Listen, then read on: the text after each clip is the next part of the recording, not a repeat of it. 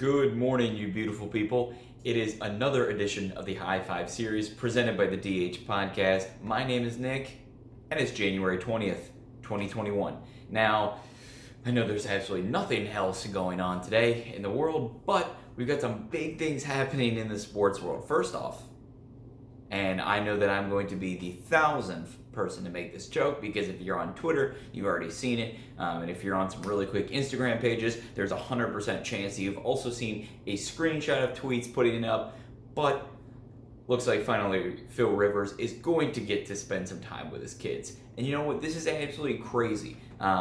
First off, because this is our number one biggest story of the day, bar none. Philip Rivers saying, he's left it all out there and he's done. He's hanging it up. And there's nothing wrong with that. It's most likely a Hall of Fame career that we're going to see out of him. First ballot? I don't think so. But this is huge because we were just talking about Drew Brees, whether he's going to retire, and how we rank and how we decide what are we doing with these old guys, or what are they doing to help their own cases out.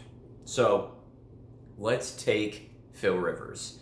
He's in the same age group, as with Eli Manning, Ben Roethlisberger, Tom Brady, Ryan Fitzpatrick, and Drew Brees, of course. He falls somewhere in the middle of the pack because Tom Brady obviously has the most success. He's by far the most disciplined out of all of these people, whereas you have Drew Brees, who has plenty of records to hold up himself, plenty of postseason failures, and only one Super Bowl to hold for it. Now, Ben has 3 Super Bowls, and Phil Rivers is up there in terms of records with Ben outside of the playoffs. So we're going to try and transfer that article that they wrote about the article yesterday that For the Win put out, it was probably about a day and a half ago now, put out about Drew Brees and that we shouldn't let postseason failures define a legacy.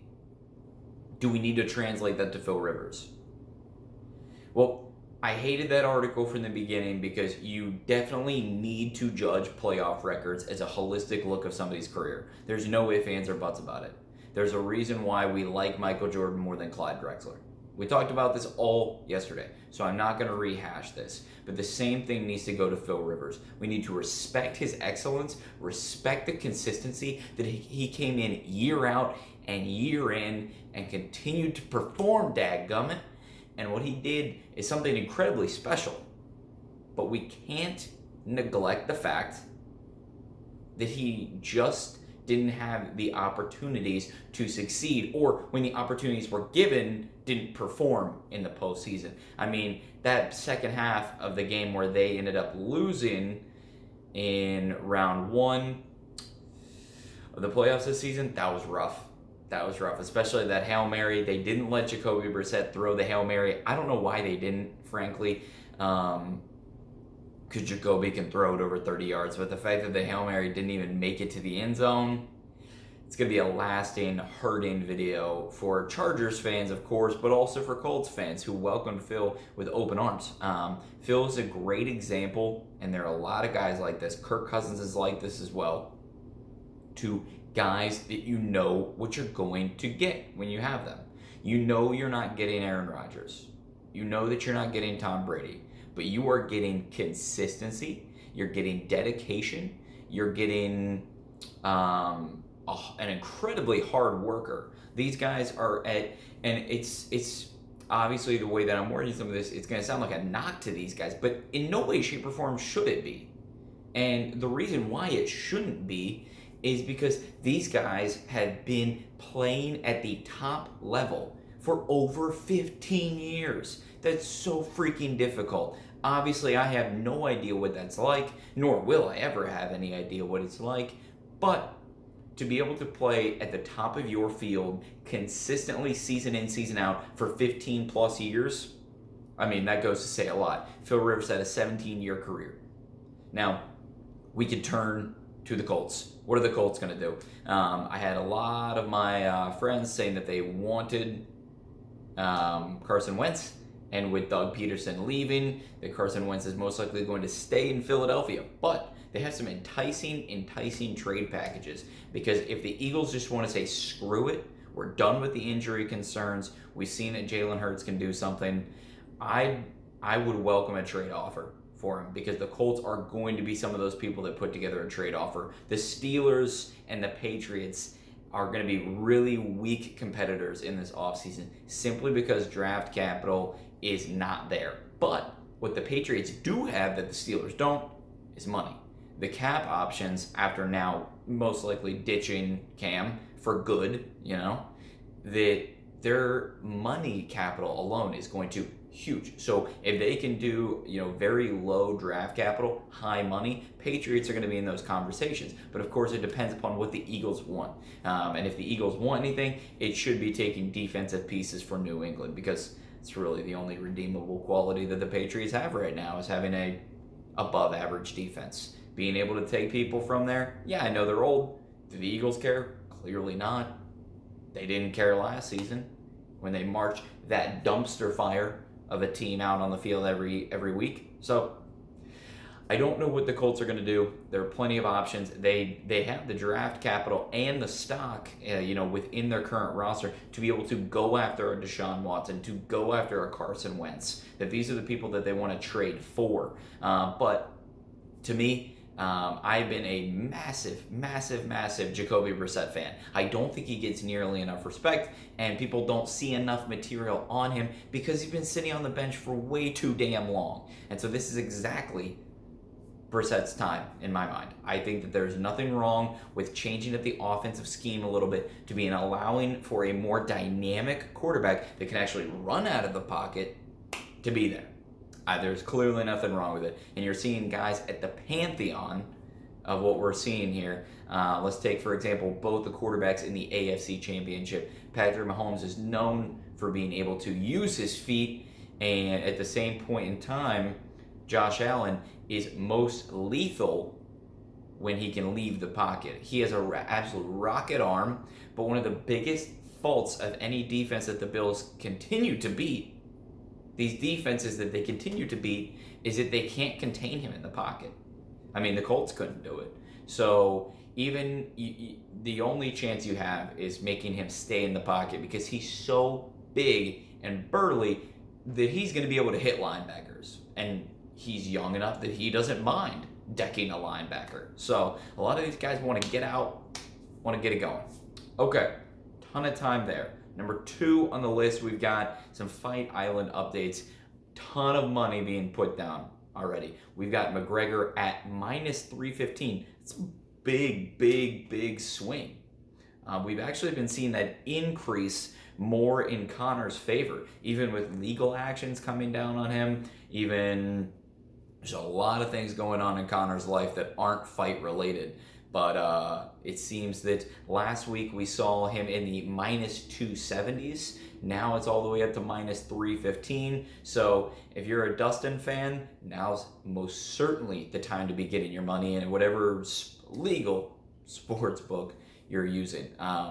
Because that Fight Island, it's going to be incredible. They're expecting much higher numbers than we saw with, so this is UFC 257.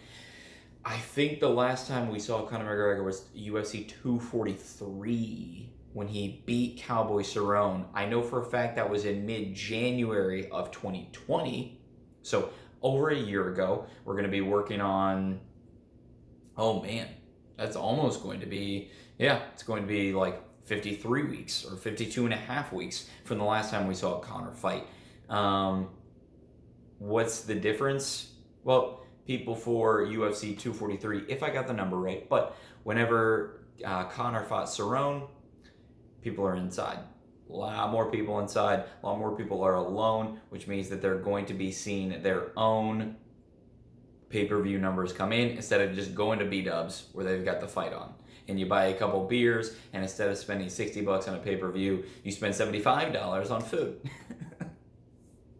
Number 3, Kyrie's back. And when I say back, I use that in quotation marks. Kyrie said that he needed to, quote, take a break. Well, Kyrie needed to take a break, just like Michael Jordan needed to go to baseball because he was tired of basketball. Nope, it's because he got in trouble.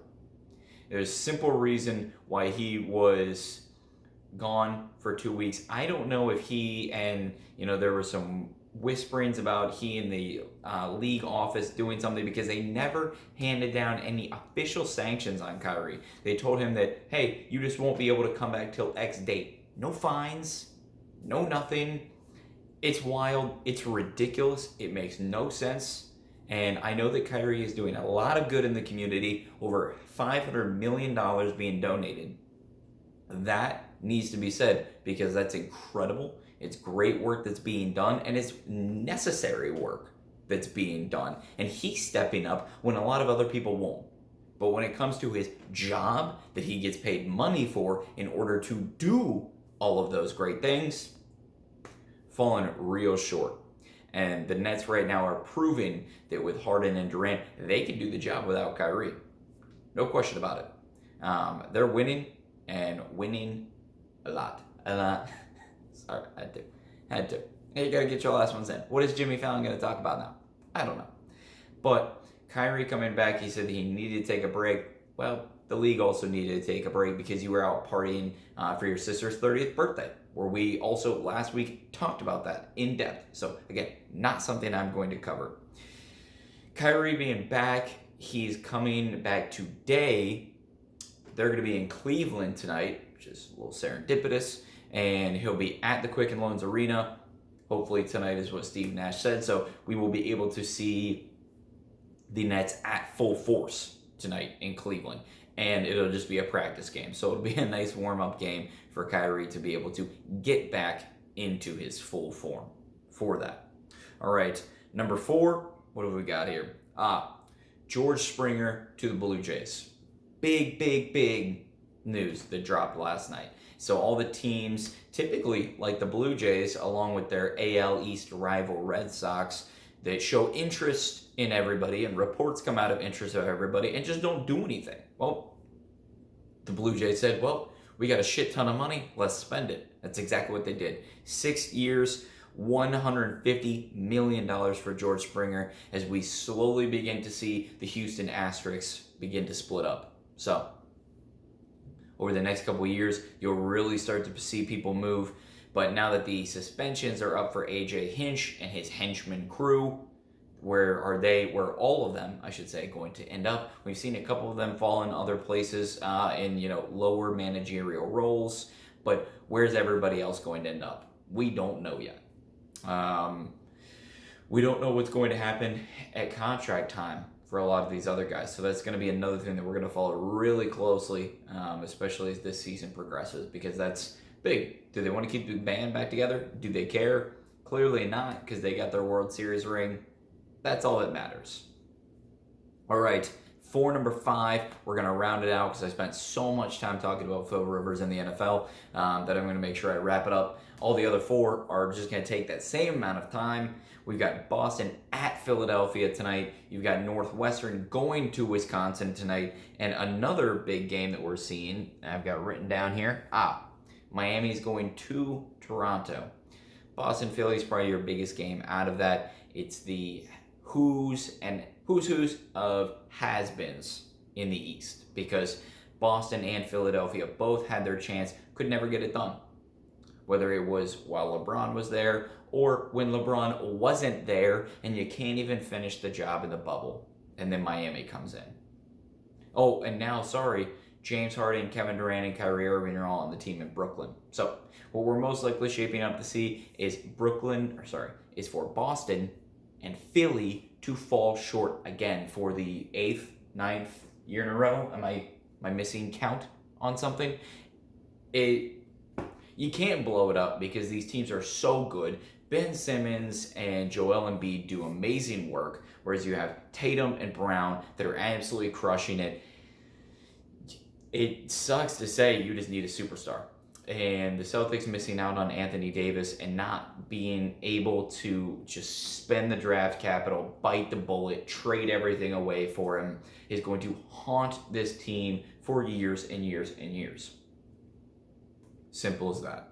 All right, everybody. This has been another edition of the Hi5 series presented by the DH Podcast. I'm very thankful for you all for joining today, and we will see you bright and early tomorrow.